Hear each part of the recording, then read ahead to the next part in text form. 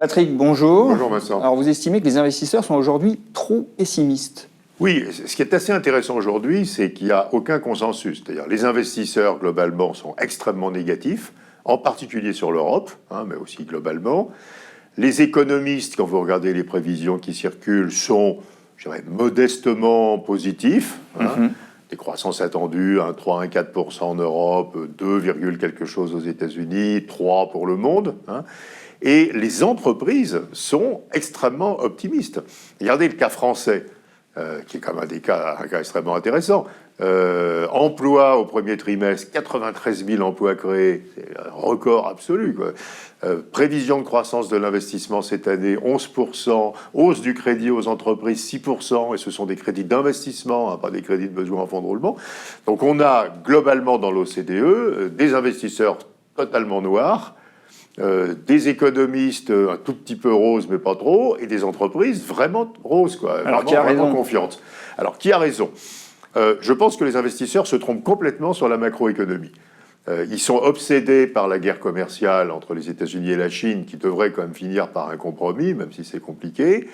Et ils ne voient pas que l'emploi augmente très vite, que les salaires augmentent, que le pouvoir d'achat augmente, que la profitabilité des entreprises est très élevée, que les politiques budgétaires sont devenues expansionnistes.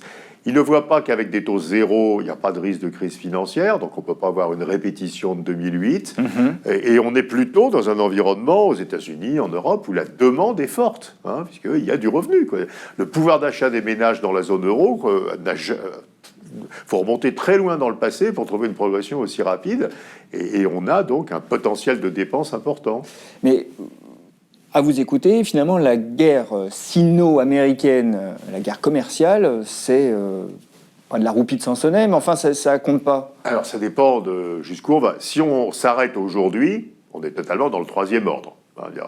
50 milliards de dollars de droits de douane sur les produits chinois aux États-Unis, c'est un quart de point de PIB des États-Unis. Enfin, ça se voit même pas dans la macroéconomie.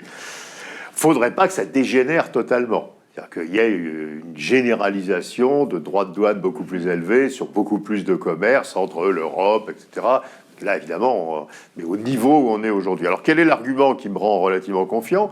C'est qu'on voit bien que chaque fois que Trump annonce une mesure protectionniste, le marché action aux États-Unis recule, et Trump, immédiatement, en général, ou assez vite après, fait marche arrière. On vient de le voir sur le Mexique.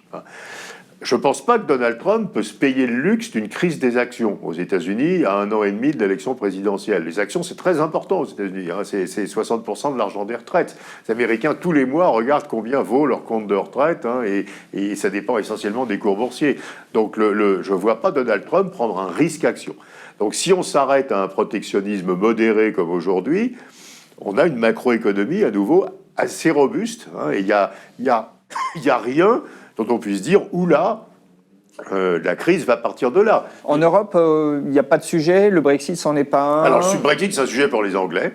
Je parlais de la zone euro. Pour la zone euro, moi, j'essaie de défendre la thèse que le Brexit est une bonne chose, parce que ça va forcer, alors progressivement, bien sûr, sur beaucoup d'années, à relocaliser en Europe des emplois industriels qui étaient partis au Royaume-Uni. Dans l'aéronautique, dans l'automobile, dans la pharmacie, dans pas mal d'industries. Puisqu'on s'oriente vers un Brexit sans deal, donc on va avoir probablement des droits de douane dans les échanges entre le Royaume-Uni et l'Europe, ce qui rend impossible de mettre un morceau de la chaîne de valeur durablement au Royaume-Uni, que ce soit pour faire des ailes d'Airbus ou des Mini. Donc je pense qu'au contraire, on va avoir une forme, à nouveau, pas le premier jour, mais sur beaucoup d'années, de réindustrialisation de l'Europe au détriment du Royaume-Uni. Donc on est très négatif, je crois qu'il faut être très négatif sur le Royaume-Uni, sauf s'il se passe quelque chose de très inattendu d'ici le mois d'octobre, ce qui est peu probable. Mais il ne faut pas devenir très négatif sur l'Europe. Ça va poser des problèmes aux entreprises. Prenez Airbus. Airbus fait les ailes d'avion au Pays de Galles. Ce sont des savoirs techniques très compliqués. Donc il va falloir recréer ces savoirs techniques ailleurs en Europe, ce qui va coûter de l'argent, poser des problèmes.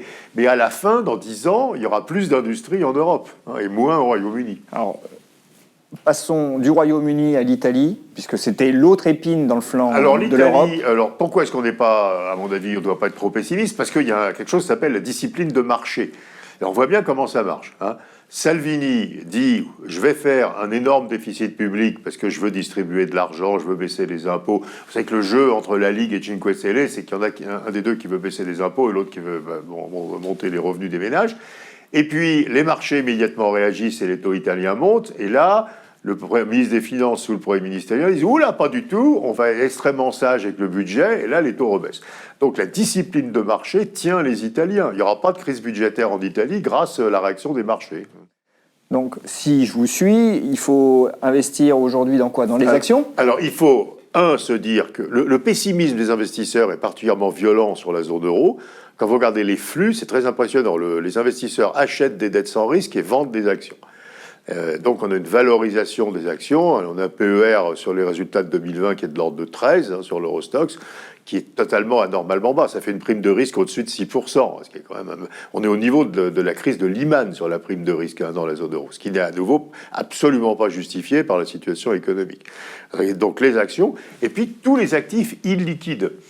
Quand vous regardez l'immobilier, ça rapporte 3,60. Les dettes d'infrastructure, ça rapporte 4. Le private equity, ça rapporte 8,10. Et simplement, la référence, c'est 0. Hein, donc, vous voulez dire que les primes de risque sont très élevées sur ces actifs? Les primes de risque sont très élevées. Ce qui est très, très peut-être difficile à accepter, mais en 2007, à peu près au même niveau de chômage dans la zone euro qu'aujourd'hui, le 10 ans allemand était à 4,80. Donc quand on regardait les rendements de l'immobilier, il fallait soustraire 4,80. Aujourd'hui, il est à moins 0,25. Donc il faut rajouter 0,25. Donc la prime de risque sur l'immobilier de la zone euro, elle est de 400 points de base, quoi. Donc c'est extrêmement rémunérateur. Donc les actifs illiquides sont toujours extrêmement rémunérateurs. Donc priorité plutôt aux actions européennes. Oui. Cela dit, dans un monde de taux zéro, est-ce que la technologie américaine ne va pas encore tirer son épingle du jeu? Oui, mais à un certain moment, d'abord, la technologie globalement a un PER de 24, donc elle n'est pas monstrueusement chère. Hein. Simplement, il y a ce qui est inquiétant, c'est les technos sans résultat. Parce que, et il en existe. Oui, mais enfin, Google gagne beaucoup d'argent. Donc, oui, mais bien évidemment. Là, donc il y a Amazon, par exemple, qui a une rentabilité très faible. Enfin bon, il y a quelques technos peu rentables.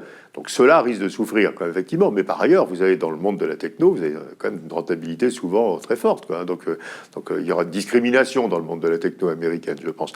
Mais globalement, le marché américain, il a une valorisation qui n'est pas anormalement basse. Tandis que le marché, on est presque à 18 de PER, et à 13 en Europe. Donc il y a quand même donc en Europe, pour vous, on est sur des points d'entrée. Hein. Oui, on est vraiment sur des points d'entrée. Et alors, évidemment, après, on comprend les inquiétudes des investisseurs. Il y a une chose dont on n'a pas parlé, le détroit d'Ormuz, le pétrole. Oui, c'est vrai. Si vous avez l'actualité du jour. Vous avez une vraie guerre au Moyen-Orient, effectivement, le marché action ne va pas aimer du tout.